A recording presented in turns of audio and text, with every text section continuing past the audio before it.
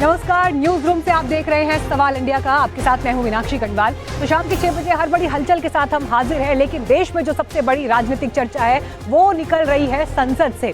बीता दिन फिर आज का दिन वंदे मातरम SIR के नाम रहा, उस चर्चा के नाम रहा। लेकिन एक झलक सबसे पहले आपको दिखाती हूँ, कल से लेकर अब तक सदन में कैसे सवाल उठाए गए, कैसे जवाब दिए गए, कौन किस पर कैसे गरजा।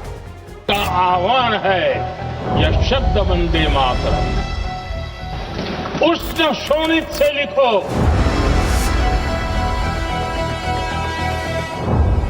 वक्ष स्थली को चीर कर वीर का अभिमान है यह शब्द वंदे मातरम। इसकी वजह क्या है? हम आज यहाँ ये बहस क्यों कर रहे हैं?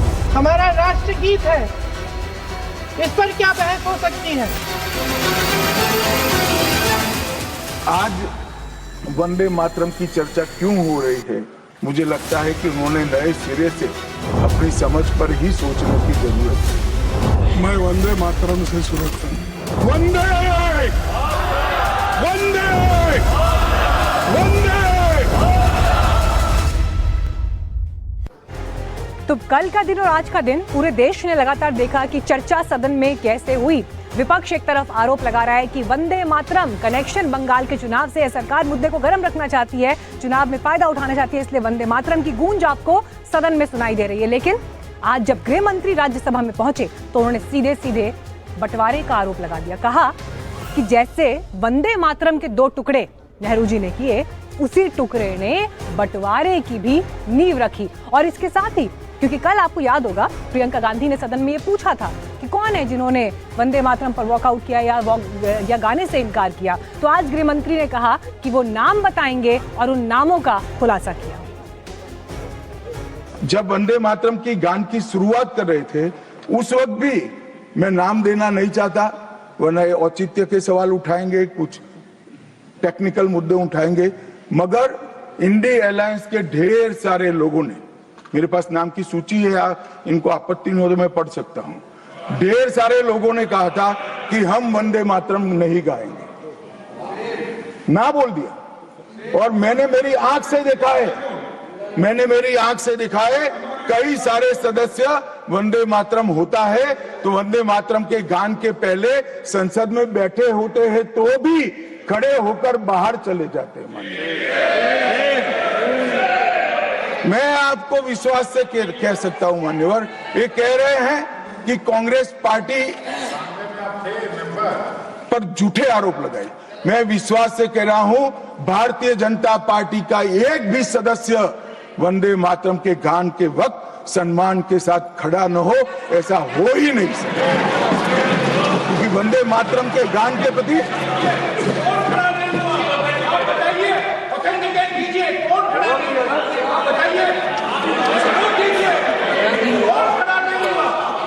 आप बैठिए, आप बोथ बैठिए प्लीज, आप बोथ बैठिए प्लीज, बैठिए please. You will get your chance to speak. You can say your opinion when the turn comes to you.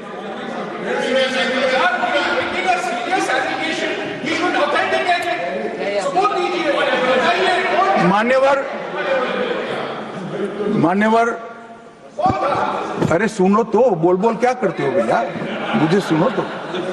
मान्यवर, सम्मानीय सदस्य जी ने कहा है कि कौन कौन कांग्रेस पार्टी के लोगों ने वंदे मातरम नहीं गाने के लिए स्टेटमेंट दिया है और संसद के वक्त बाहर चले गए हैं। मैं इसकी सूची आज शाम होने के पहले सदन के पटल पर रख दूंगा। मेरा विनंती है कि वो कांग्रेस सदस्यों के नाम इस चर्चा का हिस्सा करने के लिए आप आदेश करिएगा। इस सदन की चर्चा के रिकॉर्ड पर रहना चाहिए कि कांग्रेस पार्टी के सदस्य वंदे मातरम का विरोध करते हैं। इस देश की जनता इनको जाननी चाहिए। मान्यवर, मैं दे देता हूं, दिग्विजय सिंह पढ़ लीजिएगा। और जो ये आपने जबरदस्त चर्चा का दौर देखा, इस बीच बड़ी खबर हमारे पास आ गई है। देखिए, नामों का हम जिक्र कर रहे थे तो राज्यसभा के उपसभापति को गृहमंत्री अमित शाह ने चिट्ठी लिखी है और वंदे मातरम को लेकर ये चिट्ठी उन्होंने लिखी है। अमित शाह ने जो ये चिट्ठी लिखी उसमें 9 नेताओं के नाम है। वंदे मातरम से जुड़े अपमानजनक आचरण का दावा इस चिट्ठी में किया गया है और वो नाम कौन है, जिनमें इमरान मसूद, आगा सैयद मेहदी का नाम है, शफीकुर रहमान बर्क, जियाउर रहमान का भी नाम है, सिद्धारमैया और समाजवादी पार्टी पर भी यह आरोप है कि वंदे मातरम से जुड़े अपमानजनक आचरण का इन्होंने प्रदर्शन किया अलग अलग मंचों पर। तो इस चिट्ठी की जो डिटेल्स हैं मैं वो भी आपके सामने रखती हूँ। जो नाम का खुलासा किया गया है कि जिन्होंने वंदे मातरम गाने से इनकार कर दिया, तो अब से कुछ देर पहले उन्होंने नाम सदन के पटल पर भी रख दिया। अब इसमें कौन से हैं वो नाम मैं एक एक करके आपको यहाँ पर दिखा रही हूँ। कांग्रेस पार्टी से इमरान मसूद तारीख के साथ बताया है 8 दिसंबर 2025 को वंदे मातरम गाने से इन्होंने इनकार कर दिया। आगा सैयद मेहदी नेशनल कॉन्फ्रेंस से 8 दिसंबर 2025 को वंदे मातरम गाने से इनकार किया। शफीकुर रहमान बर्क समाजवादी पार्टी से 2019 का ये मामला, जब शपथ के दौरान वंदे मातरम गाने से इन्होंने इनकार किया, जिसका खुलासा गृहमंत्री ने किया है। जियाउर रहमान बर्क का नाम इसमें शामिल है। 2025 का मामला, जब वंदे मातरम न गाने के दादा के रुख का समर्थन किया। आरिफ मसूद कांग्रेस 2019 में इन्होंने शपथ के दौरान वंदे मातरम गाने से इनकार कर दिया। कांग्रेस पार्टी के देखिए सिद्धारमैया साहब का नाम भी यहाँ पर आ गया, जो दिग्गज नेता हैं। 2022 में कांग्रेस कार्यकर्ताओं से वंदे मातरम न गाने को कहा। सऊद आलम आरजेडी से 2025 में वंदे मातरम अनिवार्य करने के आदेश को रद्द करने की मांग की। तो सूची में ये सारे नाम मैंने आपको दिखाए, जिसे गृह मंत्री ने अब सदन के पटल पर रखा है राज्यसभा के उपसभापति को चिट्ठी लिखकर, क्योंकि कल की बहस में ये सवाल पूछा गया था कि कौन लोग है, किसने मना किया। तो आज गृह मंत्री ने ये नाम सामने रखे हैं। अब आने वाले दिनों में ये मामला कैसे आगे जाता है वो देखना होगा। लेकिन इन सब के बीच जब ये सारे नाम हमने आपके सामने रखे, देखिए सदन में कल प्रियंका गांधी जिस तरह से गरजी, उनकी पूरी स्पीच में जो मुख्य मुद्दा था वो ये कि आखिर वंदे मातरम पर 2025 में आज इस बहस का क्या औचित्य है, चर्चा का क्या औचित्य है। राष्ट्रगीत है, राष्ट्रगीत का सम्मान है।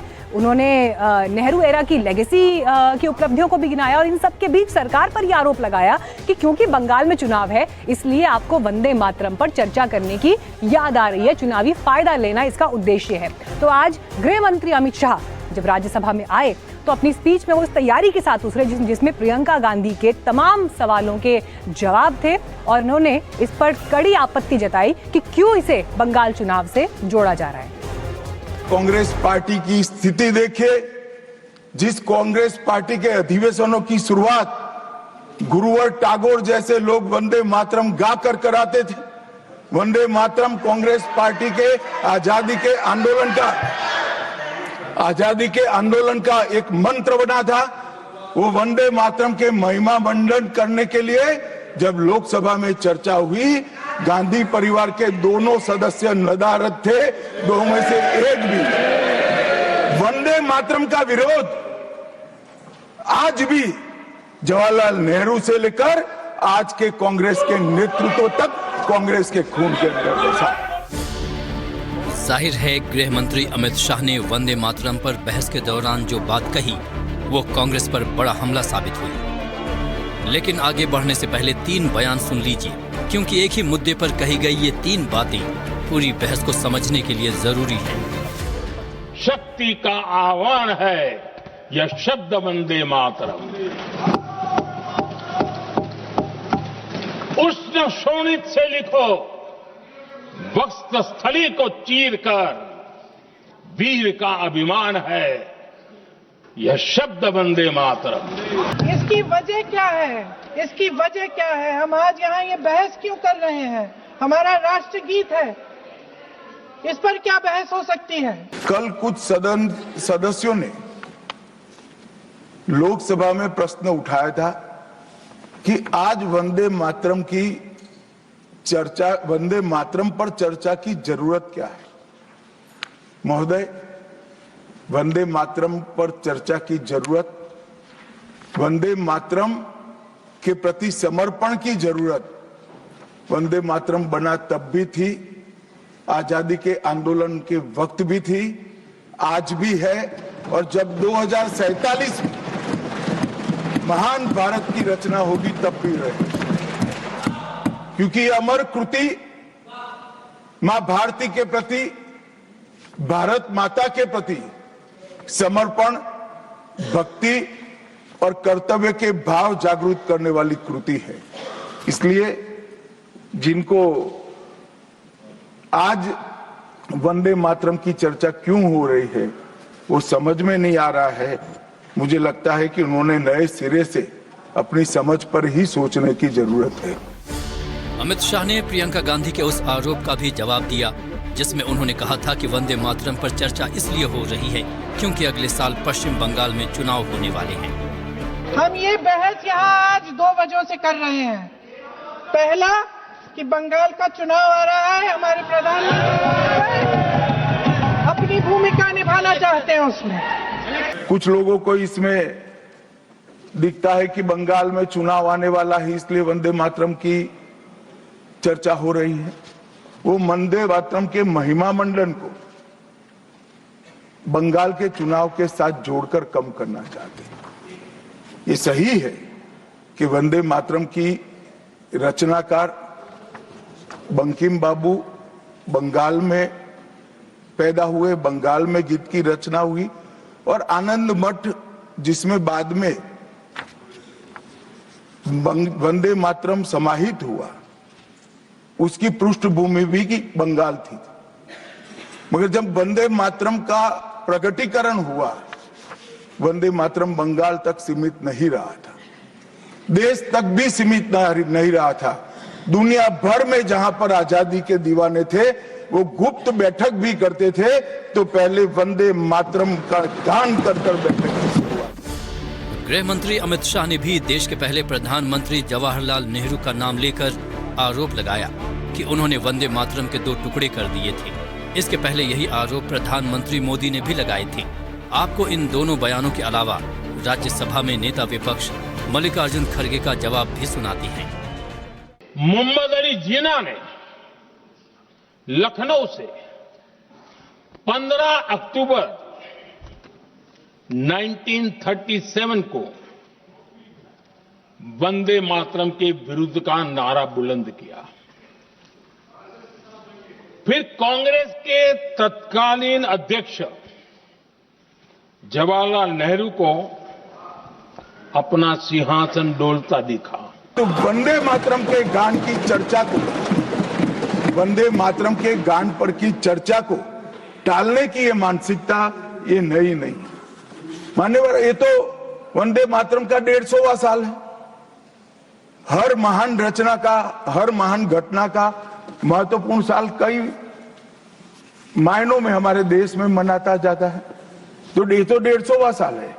अब हम थोड़ा पीछे मुड़कर देखते हैं मान्यवर, जब वंदे मातरम के 50 साल हुए तब क्या हुआ? वंदे मातरम के 50 साल हुए, देश आजाद नहीं हुआ था और वंदे मातरम की स्वर्ण जयंती हुई 1937 में। तब जवाहरलाल नेहरू जी ने वंदे मातरम के 2 टुकड़े कर उसको 2 अंतरों तक सीमित करने का काम। मान्यवर, 50वें पड़ाव पर वंदे मातरम को सीमित कर दिया गया। वहीं से तुष्टीकरण की शुरुआत हुई और वो तुष्टीकरण जाकर देश के विभाजन में पहुंचा। मान्यवर, मेरे जैसे कई लोगों का मानना है, कांग्रेस पार्टी को पसंद आए ना आए, अगर वंदे मातरम के तुष्टीकरण की नीति के तहत 2 टुकड़े न करते तो देश का बंटवारा नहीं होता, आज देश पूरा हो। 25 अक्टूबर 1937 को नेहरू जी गुरुदेव रविंद्रनाथ टैगोर से मिले और 26 अक्टूबर 1937 को पत्र लिखा जिसमें मैं कोट करता हूं रविंद्रनाथ टैगोर जी ने क्या कहा। I found no difficulty in dissociating it with the rest of the poem. The first 2 stanzas are such that it is impossible for anyone to take objection to. Remember, we are thinking in terms of national song for all India. This is Rabindranath Tagore's words. Are you against it? You want to condemn this? This is Rabindranath Tagore's stanza. He accepted it. Congress working committee ने 28 अक्टूबर 1937 को गुरुदेव की इन्हीं शब्दों को सर्वसम्मति से पारित किया। कहां पर? तो ये जो इस प्रस्ताव पर सहमति व्यक्त करने वालों में प्रमुख नेताओं के नाम है, पढ़ता हूं। महात्मा गांधी जी, आपको ऑब्जेक्शन है? मौलाना आजाद जी, पंडित नेहरू जी, नेताजी सुभाष चंद्र बोस जी, डॉक्टर राजेंद्र प्रसाद जी, सरदार पटेल जी, जेपी कृपलानी जी, गोविंद वल्लभ पंत जी, ये सभी नेता लोग एक सहमति से उन्होंने कहा ये कांग्रेस वर्किंग कमेटी के प्रस्ताव के फिर नेहरू जी को अकेले क्यों टारगेट करके प्रधानमंत्री वही बार बार बोलते हैं, यहाँ होम मिनिस्टर बोलते हैं। बंगाल चुनाव, राष्ट्रगीत पर बहस और हीटेड बहस के बीच कुछ हल्के फुल्के पल भी संसद में दिखाई दिए। तस्वीरें आपके सामने हैं। दरअसल आज यूपीए की चेयरपर्सन सोनिया गांधी का 79th बर्थडे जन्मदिन है और इसी अवसर पर संसद भवन में ही देखिए केक भी काटा गया। मल्लिकार्जुन खड़गे आपको दिखाई दे रहे हैं तस्वीरों में, प्रियंका गांधी को केक खिलाया, सोनिया गांधी यहाँ बैठी हुई दिखाई दे रही हैं, अखिलेश यादव हैं और कांग्रेस के जो बाकी सांसद हैं वो भी इस क्षण को आपको कैमरे में कैद करते हुए दिखाई दे रहे हैं। तो धूमधाम से आज उनका बर्थडे इस दौरान मनाया गया और सभी नेता यहाँ पर मौजूद भी रहे। हालांकि जन्मदिन मनाने के बाद जब सोनिया गांधी बाहर निकली तो उनसे पूछा गया कि बर्थडे पर आप क्या संदेश देंगी, क्या मैसेज देंगी, तो सोनिया गांधी ने इस दौरान क्या कहा, ये सुनते हैं।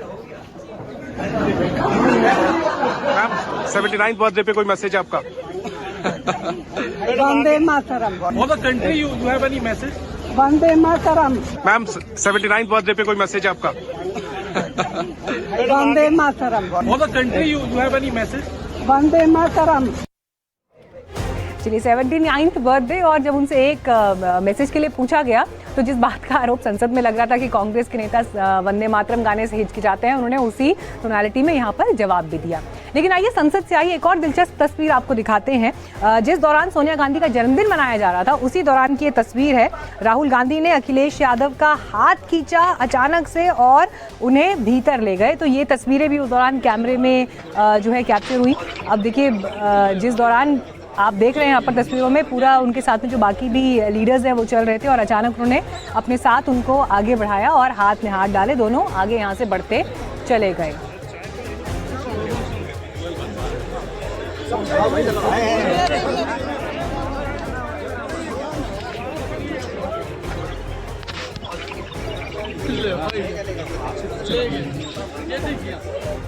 तो संसद की खबरें आपको दिखा रहे थे। पार्लियामेंट के डिस्कशन डिबेट्स पर कुछ और खबरें हमारे पास हैं, वो मैं आपको दिखाऊंगी। लेकिन इस बीच एक बड़ी खबर हमारे पास आ गई है।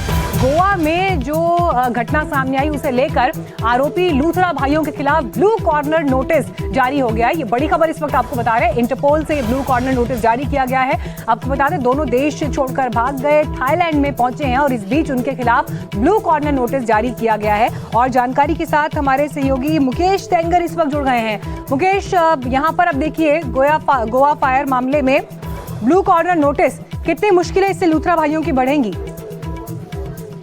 देखिए बिल्कुल जो मुश्किलें हैं वो तो बढ़ने वाली है, क्योंकि जो ब्लू कॉर्नर नोटिस होता है वो गोवा पुलिस ने सीबीआई को अप्रोच किया था, क्योंकि सीबीआई जो है वो एक नोडल एजेंसी होती है जो कि इंटरपोल के सीधे संपर्क में रहती है। और सीबीआई ने फिर जो गोवा पुलिस की रिक्वेस्ट है वो इंटरपोल को फॉरवर्ड की और इंटरपोल ने सीबीआई की रिक्वेस्ट पर जो लूथरा भाई हैं, जिसमें सौरभ लूथरा है और गौरव लूथरा है, उनके खिलाफ जो ब्लू कॉर्नर नोटिस है वो जारी कर दिया है।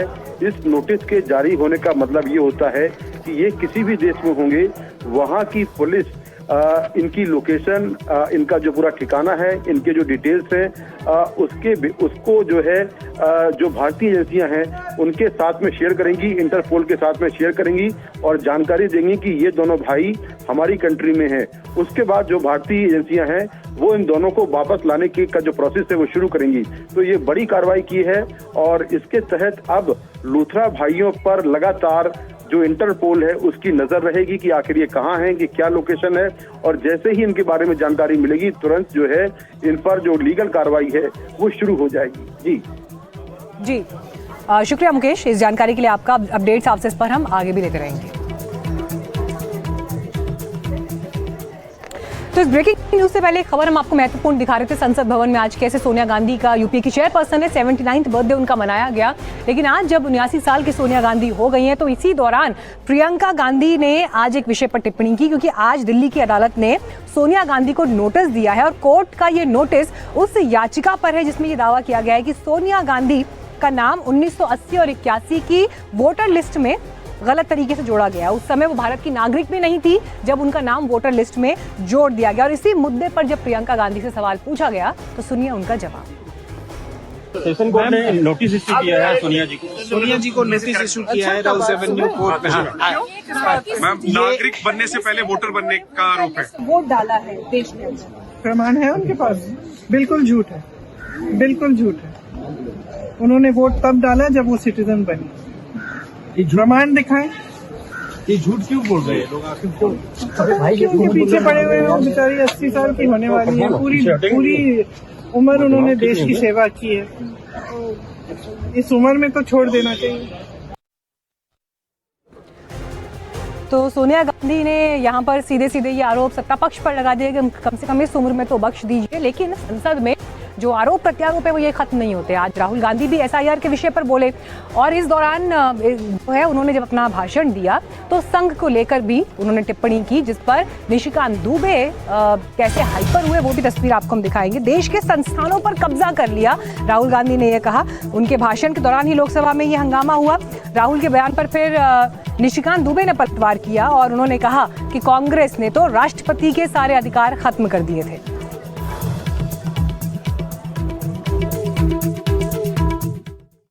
In order to capture the vote, you have to capture institutions. I am saying that institutions of India are captured, and I will come to the point, which is Election Commission is captured.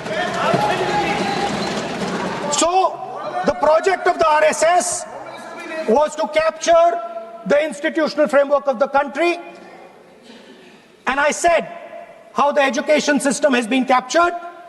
Vice Chancellor after Vice Chancellor after Vice Chancellor is placed not on merit, not on capability, not on scientific temper, but on the fact that he belongs to a particular organization. Second capture, which helps in destroying democracy, the capture of the intelligence agencies. We have the Home Minister sitting here, the capture of the CBI, of the ED, of the Income Tax Department. And the systematic placement of bureaucrats who favor their ideology and attack the opposition and anybody who chooses to oppose the RSS. That is the second institutional capture. ये संविधान कैसे कांग्रेस ने तार-तार किया, इसका कोई जवाब नहीं। केवल संविधान की ऐसे किताब नहीं होता है कि शिकारी आएगा, जाल बिछाएगा, दाना डालेगा, उसमें कोई फंसना नहीं। उसी तरह से सभी जो है फंस गए चिड़िया। ये संविधान का किताब जो है राहुल गांधी और उनकी पार्टी के लिए केवल एक उसी प्रकार की कहावत है। सभापति महोदय, आप ये समझें, ये 76 में स्वर्ण सिंह की कमेटी बनी 1975 में। उन्होंने सारे इंस्टीट्यूशन को खत्म कर दिया, अध्यक्ष महोदय, जिसके लिए आज फिर से लगे हुए हैं। इस संविधान में 121 बार राष्ट्रपति का जिक्र है। इस संविधान में 121 बार राष्ट्रपति महोदय का जिक्र है।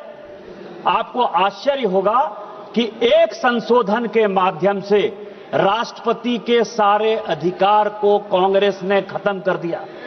राष्ट्रपति रबर स्टैंप हो गया।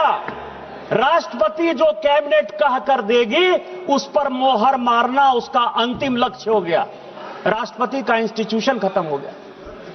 इंदिरा गांधी ने इसी वोट चोरी करके जब रायबरेली का चुनाव जीता और जब फैसला हुआ कोर्ट का, तो ऐसा सिचुएशन इस व्यक्ति ने पैदा किया, इस पार्टी ने पैदा किया कि आपको आश्चर्य होगा कि 3 जज को बाईपास करके एक ऐसे चीफ जस्टिस को बना दिया जो 8.5 साल तक इसका मुख्य न्यायाधीश रहा। चलिए, इसी के साथ एक छोटे से ब्रेक के लिए हम यहां पर रुक रहे हैं, लेकिन ब्रेक के बाद आपको दिखाएंगे यूपी में ऑपरेशन टॉर्च।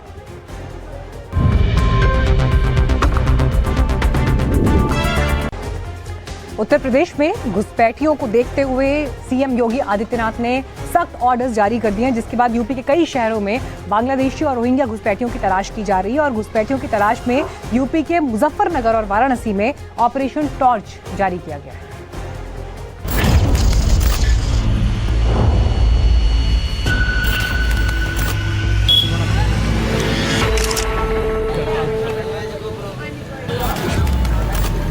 घुसपैठियों पर योगी का नाइट अटैक, रात के सन्नाटे में ऑपरेशन टॉर्च, घुसपैठ के विरुद्ध निर्णायक युद्ध। का सारा कुछ पूरा बना हुआ है, असली कहानी। 22 नवंबर से शुरू हुआ यह अभियान अब रात के अंधेरे में रफ्तार पकड़ चुका है। नाम है ऑपरेशन टॉर्च।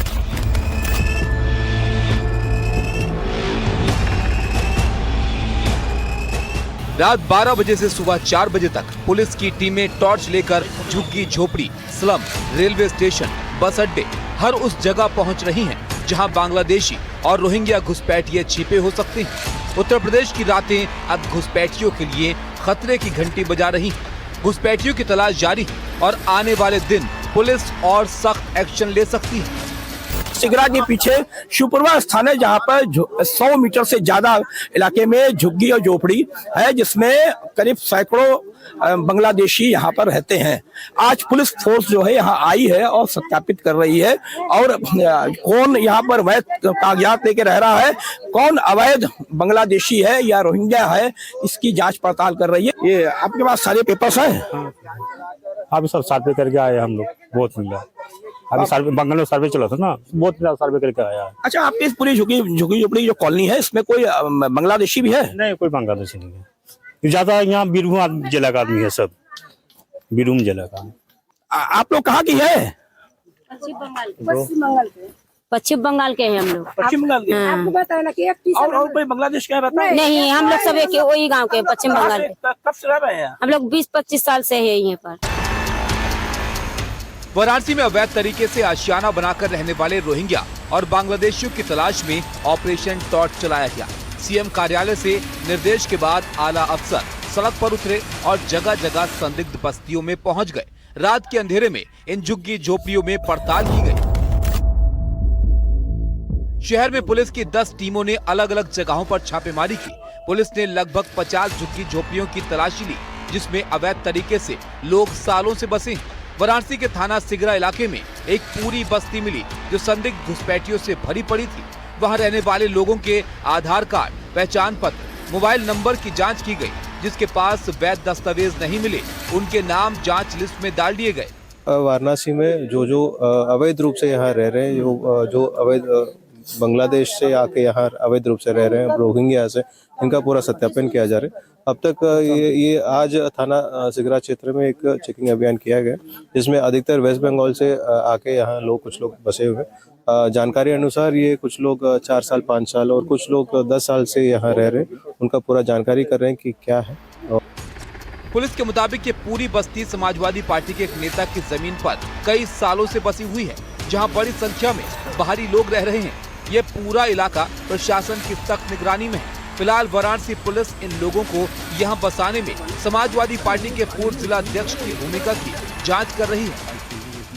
यहाँ आए थे अपना गुजर बसर करने, जीवन यापन ओपन करने जो है, और इन लोगों का जितने भी आईडी है, जो आधार कार्ड है, वोटर आईडी है, जो भी है, सब पश्चिम बंगाल का है। ये तो ये बसाया किसने, सहायता किसने की? सहायता नेताजी किए थे, जो गरीब थे। नेताजी कौन? वो जो है ओपी सिंह जी। अच्छा, हाँ, उन्होंने यहाँ बसाया? हाँ, उन्होंने कहा कि जब तक तुम लोग भाई अपना गुजर बसर करो रहो अपना, और वो जो जमीन है उनकी है भी नहीं, उसमें 12-13 लोगों की जमीन है। उधर सीएम योगी आदित्यनाथ के निर्देश के बाद वाराणसी में ऑपरेशन टॉर्च के दौरान एडिशनल सीपी भी पुलिस फोर्स के साथ नदेसर इलाके में पहुंचे। देर रात पुलिस फोर्स देखकर लोग बाहर निकल आए। यहाँ भी पुलिस ने लोगों से आधार कार्ड और व्यवसाय संबंधी पूछताछ की। इस दौरान टीम ने लगभग 27 संदिग्ध परिवारों की पहचान की। इन सभी के आधार कार्ड देखे तो सभी वीरपुर पश्चिम बंगाल के निवासी निकले। इन परिवारों का कहना है कि वो पश्चिम बंगाल के मूल निवासी हैं और इंदिरा गांधी की मौत के बाद वाराणसी आ गए थे। पुलिस इनके दस्तावेजों की जांच में जुटी है। वाराणसी की ही तरह मुजफ्फरनगर पुलिस ने भी घुसपैठियों की तलाश में ऑपरेशन टॉर्च चलाया। इस दौरान रात के अंधेरे में झुग्गी झोपड़ियों में रहने वाले लोगों का सत्यापन किया गया। पुलिस ने एक एक झुग्गी की तलाशी ली और वहां रहने वाले लोगों के आधार कार्ड और दूसरे दस्तावेजों की जांच की। मुजफ्फरनगर में आज जो है इस तरह से अभियान चलाया गया है। जो पुलिस है इनके आधार कार्ड चेक कर रही है, ये पता कर रही है कि लोग कहाँ के और कहाँ के रहने वाले हैं। कोई अवैध रूप से मुजफ्फरनगर में तो नहीं रह रहा है। क्या नाम है आपका? अजारी है मेरा नाम जी। कहाँ के रहने वाले आप? दिल्ली के रहने वाले, रफीनगर 57 जी। अब मुजफ्फरनगर में कब से रह रहे हो? 25-30 साल हो जाएंगे रहते रहते ना। आप अभी पुलिस आई थी, आपका आधार कार्ड चेक किया, क्या कहा पुलिस ने आपसे? पुलिस वाले कह रहे आधार कार्ड दिखा दिया हमने, और देख रहे हैं। अब देखो क्या कह रहे पुलिस वाले। आप कहाँ के रहने वाले हो? हम भी दिल्ली के रहने वाले। आप भी दिल्ली। आप कब से मुजफ्फरनगर में झुग्गियां डाल के रह रहे हो? हमें भी हो गए कम से 17-18 साल हो गए ऐसे यहाँ पे रहते रहते। अब जो सर आए पूछने के लिए तो आधार कार्ड वगैरह बताया उनको। अब पूछ रहे कहाँ के रहने वाले, तो हमने बताया, एड्रेस भी बताया उनका, और बाकी हम यहीं रहते हैं। अभी जिस तरह से पुलिस आई थी, आपके आधार कार्ड चेक किया, अपने आधार कार्ड दिखाए? नहीं, वो बता दिया पुलिस वालों का आधार कार्ड पूछा हमें, तो आधार कार्ड बता दिया, उनको बता दिया। किराएदारों का, बाहर से बसे हुए प्रवासियों का, किसी भी संदिग्ध व्यक्ति का, इस तरह से एक सत्यापन की मुहिम चलाई गई है, जिसके तहत कोई भी ऐसा व्यक्ति जिसका अपराध या आपराधिक गतिविधियों से संबंध हो, या कोई ऐसा हो जो कि अवैध रूप से हमारे देश में आगे बसा हो, ऐसे सभी लोगों का सत्यापन किया जा रहा है, जैसे कि इस प्रकार की किसी भी गतिविधि को बिल्कुल डिस्करेज किया जा सके। और ये अभियान अब होता रहेगा, और इससे हम मैसेज देना चाहते हैं कि ऐसे सारे ही लोग अलर्ट हो जाएं, क्योंकि पुलिस अब इस अभियान को बहुत स्ट्रिक्टली ले रही है। और इस वक्त हमारे पास एक बड़ी खबर आ रही है। हुमायूं कबीर जो इन दिनों चर्चा में है लगातार मुर्शिदाबाद में मस्जिद को लेकर, आपको बता दें असदुद्दीन ओवैसी से उनकी बातचीत हुई है, और उन्होंने ये कहा कि मेरी ये बातचीत हुई है जिसमें ओवैसी ने मुझे बंगाल का ओवैसी कहा है। ये आपको बता दें, उन्होंने कहा है कि ये बातचीत हुई है, और इस बीच 22 दिसंबर को नई पार्टी लॉन्च करेंगे, और उससे पहले असदुद्दीन ओवैसी जब आएंगे तो मुलाकात करेंगे कोलकाता, ये कहा है। आपको सुनवाते हैं हुमायूं कबीर ने इस बातचीत को लेकर और क्या जानकारी साझा की। ওয়াইসির সাথে কথা হয়েছে, রাত্রিতেই কথা হয়েছে। ওয়াইসি সাহেব আমার সঙ্গে কথা দিয়েছে যে আপনি বাংলার ওয়াইসি আর আমি হায়দ্রাবাদ। পুরো প্রস্তুতি রেডি আছে। আমি 10 তারিখে একবার কলকাতা যাব। আমার পেপার সব রেডি আছে। কারা কারা বডিতে থাকবে, কারা কারা স্টেট কমিটিতে থাকবে, সব পরিকল্পনা ঠিক করে 22 তারিখে প্রকাশ্য টেক্সটাইল মোড়ে লাখों लोग। और जानकारी के साथ इस वक्त श्रेयसी हमारे साथ मौजूद है। श्रेयसी, देखिए इनिशियली जब ये मुद्दा शुरू हुआ उस वक्त असदुद्दीन ओवैसी की पार्टी के प्रवक्ता जब हम लोगों के साथ में मंच पर बैठे थे या डिबेट का हिस्सा होते थे तो कहते थे कि हमें मस्जिद से मतलब नहीं, एजुकेशन की बात करिए, रोजगार की बात करिए, मुसलमानों की बेहतरी की बात करिए, मस्जिद पर सीमित नहीं रहिए।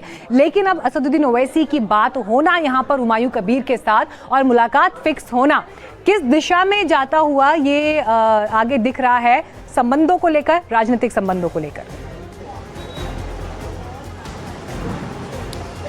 देखिए, अभी भी AIMIM की तौर से जो बोला जा रहा है कि कोई फ़ोन कॉल नहीं हुआ है, कोई संजोग नहीं हुआ है हुमायूं कबीर के साथ। लेकिन हुमायूं कबीर ये ऑन रिकॉर्ड बोला है कि उनका एक फ़ोन कॉल हुआ है असदुद्दीन ओवैसी के साथ, जिस रात को उन्होंने बाबरी मस्जिद का फाउंडेशन स्टोन मुर्शिदाबाद में एक सेरेमनी के थ्रू ले किया है। अभी पॉलिटिकल इम्प्लीकेशंस क्या हो सकता है इसका? AIMIM का अभी जो फिलहाल पश्चिम बंगाल में रीच है वो काफ़ी लिमिटेड है। 21 की चुनाव की बात अगर करें, सिर्फ 7 सीट में AIMIM ने कैंडिडेट्स दिए थे जो मुस्लिम डोमिनेटेड, जहाँ पे 60 to 75% पॉपुलेशन मुस्लिम डोमिनेटेड थे वहाँ पे। यहाँ पे पश्चिम बंगाल पे 264 सीट्स है असेंबली के, तो उसमें से सिर्फ 7 सीटों में AIMIM ने कंटेस्ट किया था।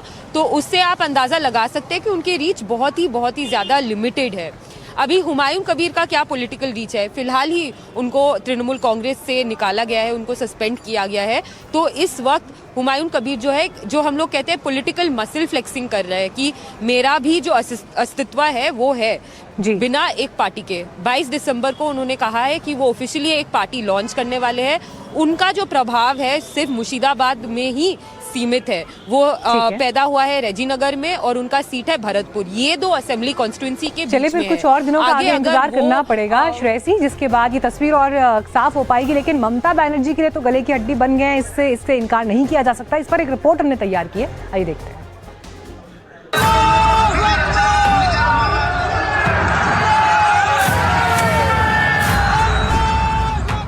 सबसे पहले ये 2 तस्वीरें देखिए।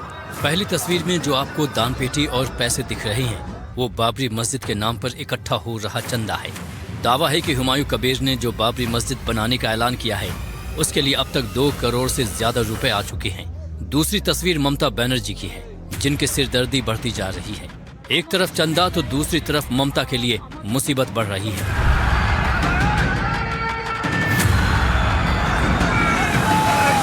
वैसे तो बंगाल में होने वाले विधानसभा चुनाव में अभी करीब 4 महीने का वक्त बचा है, लेकिन जिस तरह से सियासी सरगर्मियां बढ़ रही हैं, उससे साफ है कि बंगाल में चुनाव का काउंटडाउन शुरू हो चुका है।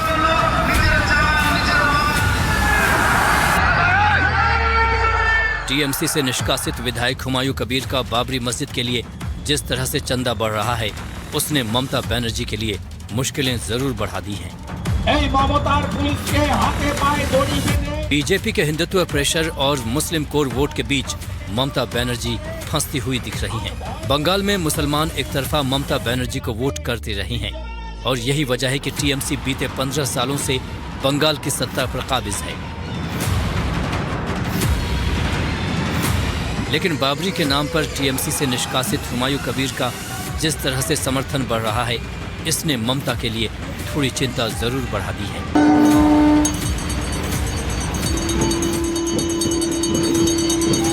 साथ ही 2 दिन पहले कोलकाता में हुए भव्य गीता पाठ में जिस तरह ब्रिगेड परेड ग्राउंड भगवा में नजर आया, उसने ममता बनर्जी के लिए एक और चिंता खड़ी कर दी है।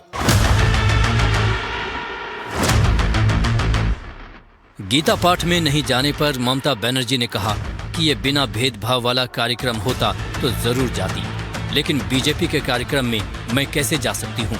तो वहीं बीजेपी नेता शुवेंदु अधिकारी ने कहा, ममता बनर्जी न सिर्फ हिंदू विरोधी हैं, बल्कि वो हिंदू ही नहीं है। अगर ये बिना किसी भेदभाव वाला कार्यक्रम होता तो मैं जरूर जाती, लेकिन मैं बीजेपी के प्रोग्राम में कैसे जा सकती हूँ। मैं पार्टी की मेंबर हूँ, मेरी एक सोच है। मैं सभी धर्मों, सभी जातियों, सभी का सम्मान करती हूँ, लेकिन जहाँ बीजेपी सीधे तौर पर शामिल है, मैं वहाँ कैसे जा सकती हूँ। वो कहते हैं कि मैं प्रकृति का अपमान करती हूँ, मैं गांधी जी का सम्मान नहीं करती, मैं वहाँ नहीं जा सकती। मेरे माता पिता ने मुझे ये शिक्षा नहीं दी। वो हिंदू विरोधी है। गीता का मंच में जो जो था, साध्वी ऋतंबरा जी से लेकर ज्ञानानंद महाराज कुरुक्षेत्र से लेकर धीरेन्द्र शास्त्री बागेश्वर धाम, ये लोग बीजेपी के झंडा लेकर लिया था।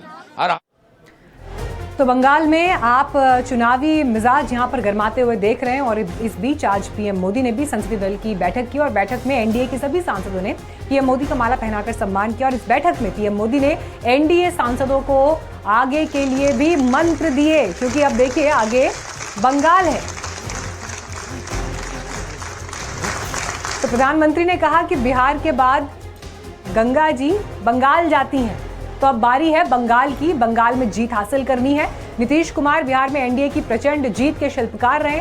इस बीच इंडिगो के मामले पर बैठक में पीएम ने कहा कि सरकार की जिम्मेदारी जनता को परेशानी ना हो, नियम कानून का गलत इस्तेमाल ना हो, कानून सिस्टम को बेहतर करने के लिए है, लोगों की जिंदगी को सुधारने के लिए, और सुधारों पर जोर दिया गया।